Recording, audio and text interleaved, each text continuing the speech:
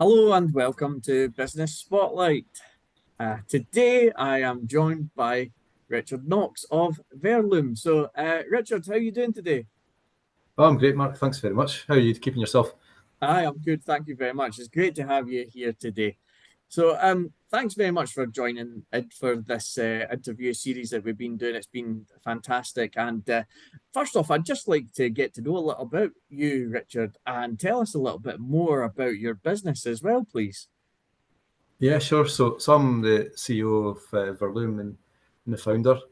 So our business is really centered around the kind of challenge of intermittency with renewables. So, as we kind of move away from hydrocarbons and produce electricity with renewables, it's not always windy, there's not always sun, etc. So, what we're doing is effectively helping stabilize that power and allowing the adoption of renewables. So not just from a good perspective, but for sort of smaller niche applications to help us kind of build up the track record of that technology. So it's really about helping provide stable energy and integrating that with renewables. And so that's been the kind of passion behind setting up the company 10 years ago, and that's kind of what we're really kind of driving forward with.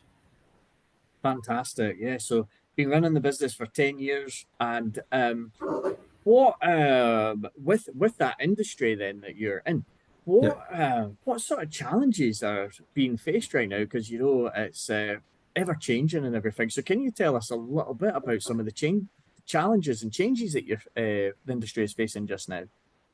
Yeah, I think originally everyone sort of for quite some time had been kind of looking for the silver bullet. What is the kind of changes from hydrocarbons to what is going to be the next kind of new kind of wave of technology that people are going to adopt. And I think the answer is all of them. It's not just one. So that's not necessarily how things have happened in the past. You've moved from coal, we've gone to oil, we've gone to gas, and then people have kind of assumed that there's going to be kind of one big thing that can substitute them all. And it's not really how it is. I mean, in terms of renewables, offshore wind is really dominated, but it's not the only answer, and also it is a renewable source. So I think kind of people have kind of struggled with that. But the one thing that we've found is that we knew that whatever it is going to be, if it's renewable, there's going to be some need to kind of manage it or store that energy. So that's kind of the approach that we've taken. But it is a really kind of dynamic situation, and whether that's going to be using that power for electricity or hydrogen, and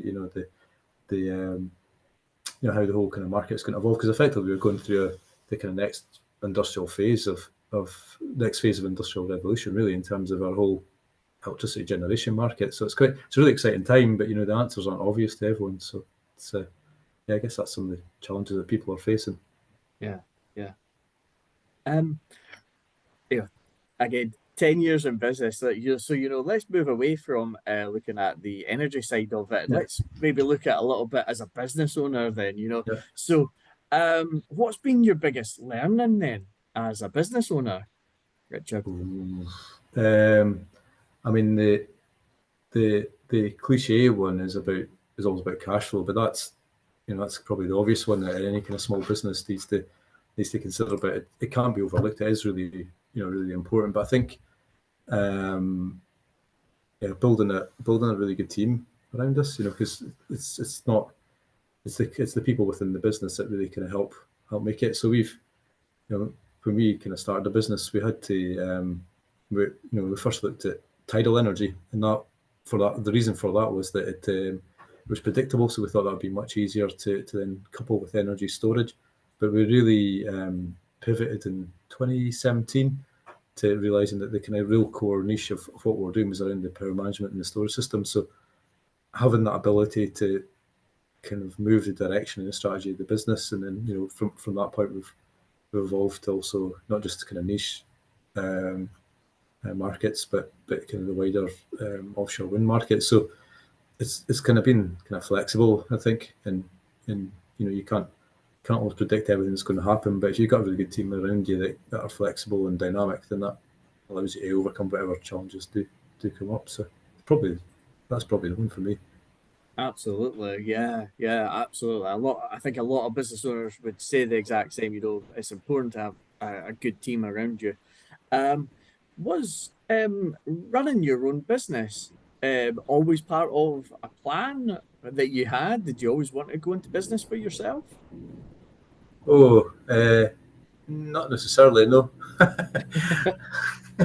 um, I guess I always liked the idea of it. I worked originally in when I started out my career, the thing to do was go and work for a blue chip company. When I first graduated as an engineer, so I actually worked at Weir Pumps, and then I was at ABB Vetco Grey, which became GE Oil and Gas. So I was at the opposite end of the spectrum in a much more kind of large corporate environment. But then I did spend a small amount of time in a kind of small R&D company. I really enjoyed it. So um, no, I wasn't necessarily ever planned to do that. But then I kind of got to the point of, well, if I don't do it, then who else is? I can't kind of wait around for, either kind of get up and kind of get on with things or you don't. So kind of don't know the best way of describing it. And then, but no, is the short answer. I really enjoy it. Don't get me wrong, but it wasn't some part of the master plan. I will become a CEO and I will run a business. It wasn't. It wasn't like that. It was more around taking opportunities when they arose, and I guess part of it was, well, a large part of it really actually was that I kind of wanted to move into the renewable energy space. But at that time, when I was based in Aberdeen and I wanted to remain in Aberdeen, there wasn't the opportunities there. So I wanted to create my own, and that's where we got a lot of, kind of personally, and then the business got a lot of support from Scottish Enterprise to get the whole thing up and running. So it was more an evolution rather than a master plan. Yeah, yeah, excellent, excellent. So, what have you learned about yourself then, in that 10-year journey of being a business owner? Then, Oh, I think to be myself. I think it's the the one, because I mean, kind of during that period, I got a lot of support and a lot of training, and a lot of it is around kind of how you should act, how you should present yourself. And any time I did do that to the extreme, I think ended up being, especially when it came to around looking at investment, it felt like I was just became just a kind of cookie cutter startup, and I kind of lost a lot of the authenticity. And I think myself and all the kind of team here are really kind of passionate about what we're doing, and I think we lost some of that. So when I realised what was happening, I just kind of reverted back to being myself.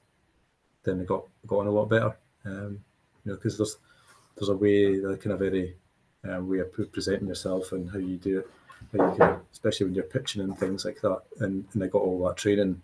It just really didn't work for me, to be honest.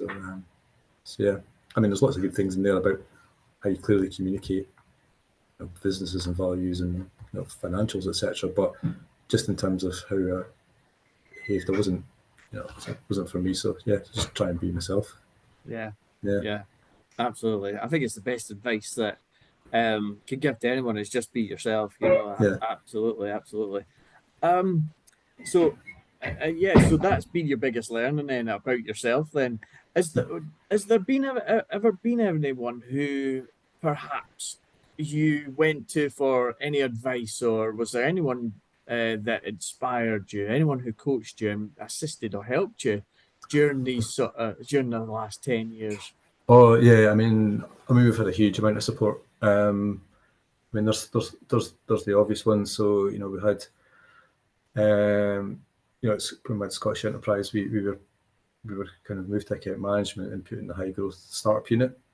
So we had great kind of coaching support there from there's Roseanne and Gordon, and then all the way through to early board members, and then to kind of helped kind of coach. There was, but even actually before the company started, we were really lucky. Things like our IP lawyers, Thinking IP, they provided a lot of support before the business was up and running, helping us kind of helping basically get the kind of IP in place that would allow us to be the foundation of the business. Our support from lawyers. Probably the one that I was really kind of positive is when we kind of first started engaging with sort of venture capital community that we have in Scotland. So I guess most people think of it as being a scary thing where people are, they're just out there to kind of make money out of you.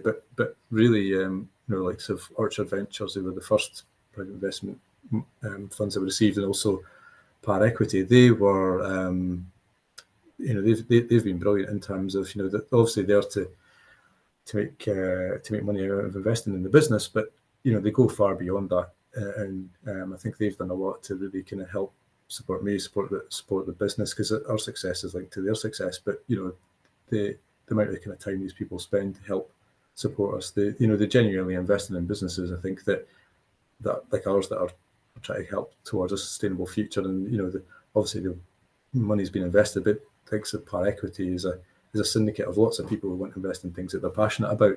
So so I think my experience versus maybe what the kind of public persona of what these kind of organisations are is quite it's been really positive. So that's been great, and then that's then just really helped feed through. So we've kind of recently, at the kind of start of the year, had an investment to the Scottish National Investment Bank, and they've been brilliant as well, because not just only are they have got kind of key targets for Scotland in terms of energy transition, how we can move to a sustainable future, and really how there's a just transition. So in terms of helping, in terms of recruiting the next generation, and diversity within the workforce, and that's something which you don't, I've kind of rarely seen, but very much aligned with what we were wanting to do. So that's been good. So I could be here for an hour telling you all the people have helped us, to be honest with you, because there has been just so much support, and that's something I was really kind of quite, if you told me 10 years ago that we get that level of help and assistance and support personally and as an organisation, I probably wouldn't have believed you, but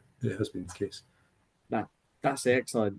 That's amazing. Having a lot of good people around you. Is what you said earlier. And it sounds like over the last 10 years, you've surrounded yourself with some very good people who have helped you. Is there anyone or anything that perhaps inspires you today then? In any sort of way, in business or in energy?